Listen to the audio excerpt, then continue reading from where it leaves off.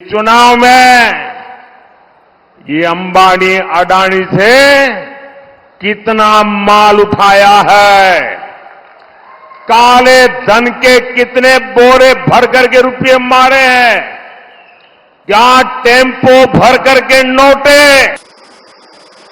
नमस्कार साथियों, मैं आपका दोस्त अशफाक अहमद और आप देख रहे हैं देशभक्त चैनल। मोदी जी इस टाइप के आदमी हैं तो उनको कहा जा सकता है कि जो तानाशाह होते हैं वो बाहर से तो बहुत सख्त दिखते हैं और उनके खिलाफ कोई भी कुछ बोलता है, कोई साजिश करता है, तुरंत एक्शन लेते हैं, उसको खत्म कर देते हैं। लेकिन जो तानाशाह होता है वो अंदर से बहुत डरपोक होता है, अब बल्कि डरपोक होता है इसी वजह से वो डरता है कि कोई उसके खिलाफ कुछ ना कर दे, उसको खत्म ना कर दे, उसका शासन ना खत्म कर दे।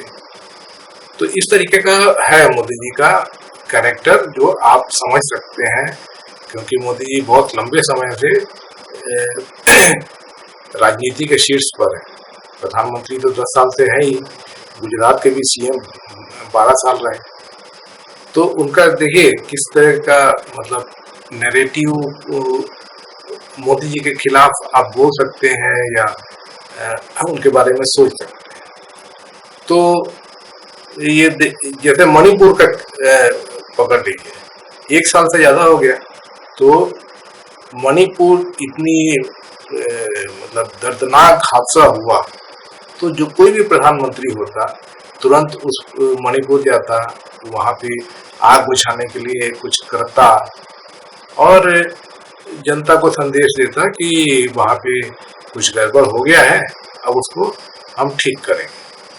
लेकिन मोदी जी उस टाइप के नहीं, तो ना मोदी जी मणिपुर के बारे में बात करते हैं, ना वहां गए, एकदम किनारा कर लेते हैं।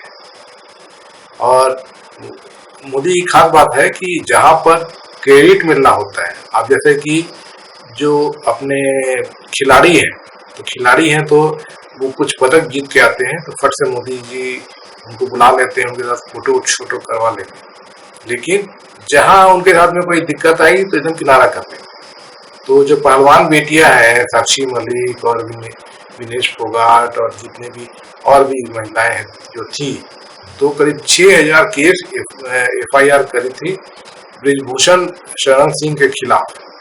अब लेकिन ब्रिजभूषण शरण सिंह जो है उसका पूरा कुनबा, उसके बेटे, उसका ससुर, तो उसके दामाद, तो उसका चाचा भतीजा जितने भी हैं, तो काफी लंबा कुनबा है और बहुत राजपूत जो कम्युनिटी है, क्योंकि ब्रिजभूषण राजपूत कम्युनिटी से आते हैं, तो उसमें बहुत गहरा पैठ है। तो उसी वजह से ब्रिजभूषण के खिलाफ मोदी जी कोई एक्शन नहीं लेंगे, क्योंकि सीधे सीधे वोट पे चोट हो जाएगा।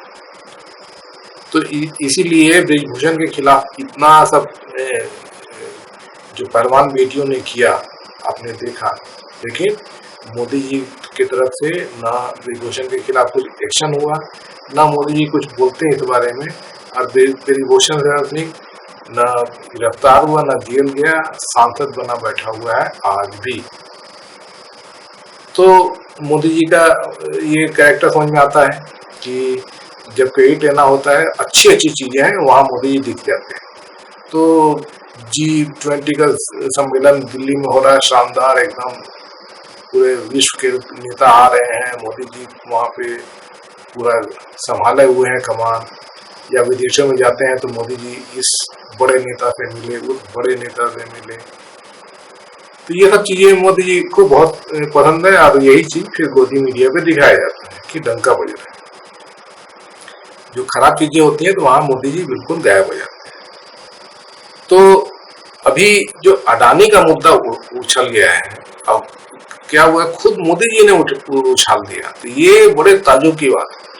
ये समझ में नहीं आता है कि मोदी जी के मुंह से अडानी शब्द कैसे निकला, जबकि अडानी का जो है राहुल गांधी ने ही एक्सपोज किया था और सीधे पूछा था कि मोदी और अडानी का क्या रिश्ता है, 20,000 करोड़ रुपया किसके पैसे थे जिससे जो शेल कंपनियों से अडानी के शेयर में लगाए गए थे। तो मोदी जी इतना घबरा गए थे कि राहुल गांधी के ऊपर में फर्जी केस करवाया गुजरात में, उनका सांसद का सदस्यता रद्द करवाया, 2 साल से ज्यादा की जेल की सजा लिखवा दी। इतना कुछ मोदी जी कर जाते हैं। ये अडानी का नाम कहीं नहीं आना चाहिए, लेकिन आज खुद ही अडानी का नाम ले आया है कि अडानी ट्रक भर भर के कैश नोटों की गड्डियां वो राहुल को भेजते हैं। तो ये मतलब वाजिब सवाल तो वो सब है कि फिर भाई आपके पास में मोदी जी 10 साल से क्या कर रहे हैं? ये देश में ये सब काला धन बह रहा है, अब मोदी जी प्रधानमंत्री होते हुए उसको रोक नहीं पा रहे हैं। तो ये तो मोदी जी के ऊपर ही इल्जाम आ जाएगा, क्योंकि कांग्रेस तो राज नहीं कर रही है, मोदी जी राज कर रहे हैं। उसके बाद में अडानी का नाम कैसे ले लिया, तो ये बहुत बड़ा सवाल है। तो ये ऐसा लग रहा है कि मोदी जी जो है वो हार चुके हैं। 3 चरण के मतदान जो हुए तो उसमें वोट गिर गया, तो वोट गिरने से साफ दिखता है कि सब मोदी जी का वोट गिरा है, और बाकी जो लोग वोट दिए भी हैं तो मोदी जी के खिलाफ दिए। तो ये सब तो इतनी तो खबर तो सबको है, तो मोदी मीडिया भी इस बारे में बात करने लगी है धीरे धीरे, चुपके, और मोदी जी खुद समझ गए। तो अब उनके भाषण देखिए तो कुछ भी अनाप शनाप कुछ भी भाषण दे रहे है ना, तो इससे मोदी जी को वोट मिल जाएगा। अब कई लोग मजाक कर रहे थे कि लगता है मोटा भाई ने राहुल गांधी का जो स्पीच लिखा था वो गलती से मोदी जी को दे दिया। बहुत मतलब सोशल मीडिया पे बहुत मीम्स चल रहे हैं, लेकिन मुद्दे की बात यह है कि ये अडानी कैसे मोदी जी के मुंह से निकल गया, ये बड़ा अचंभित करने वाला है। तो अब क्या है कि मोदी जी के पास में बोलने के लिए अब कुछ है नहीं चुनाव में। मोदी चुनाव ऐसे भी हार चुके हैं और कोई मुद्दे मोदी जी के पास थे नहीं, सिर्फ राम मंदिर था, राम मंदिर चला नहीं, तो मोदी जी जो है वो क्या करते हैं। और दूसरा विपक्ष जो है मोदी जी को घेर के रखा था। जैसे ही मोदी जी बात करते थे कि इतना 5 ट्रिलियन इकोनॉमी, तो फट से सवाल आ जाता था कि आईएलओ का रिपोर्ट है देश में 83% जो है बेरोजगार युवा है, पढ़े लिखे।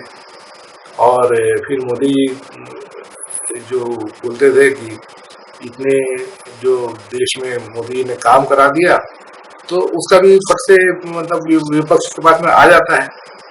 अब मोदी जी भ्रष्टाचार के बारे में बात करते थे तो मालूम चला कि सुप्रीम कोर्ट ने पकड़ लिया मोदी जी को कि इलेक्टोरल बॉन्ड पे तो मोदी जी इलेक्टोरल बॉन्ड बनवाए, मतलब कानून बनवाए, और पैसा भी वो इलेक्टोरल बॉन्ड से मोदी जी ही लिए।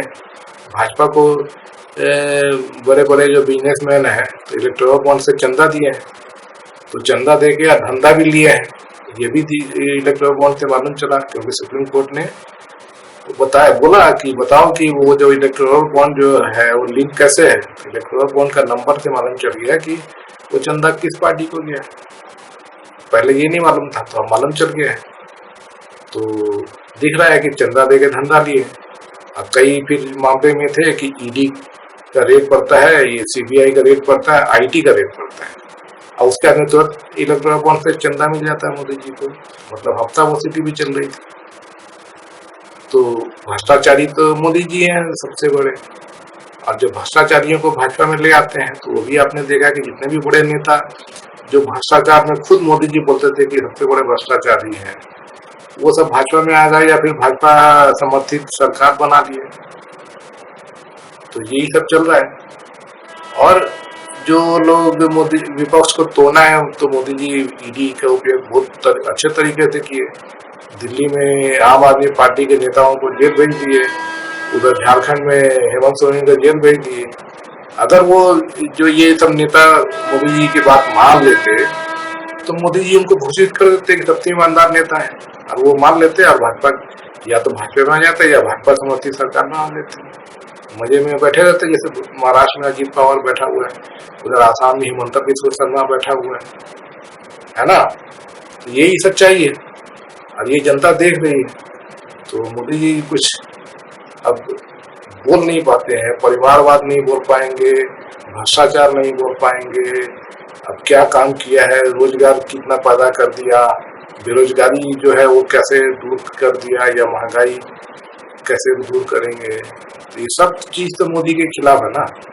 तो 10 साल राज किए हैं, आज जनता सवाल पूछ रही है कि मोदी जी ने 10 साल क्या किया, तो मोदी जी कुछ बोल नहीं पा रहे हैं। तो अब लगता है कि वो टेली प्रॉम्प्टर थे के बावजूद कुछ बोल नहीं पा रहे हैं, तो मुंह से ऐसी अनर्गल चीजें निकल रही। तो एकदम साफ दिखता है कि 3 चरण के चुनाव हुए हैं, मोदी जी का डब्बा गोल हो चुका है और उनके पास में अब कुछ बचा नहीं है। तो ये अनाप शनाप की चीजें बन रहे हैं।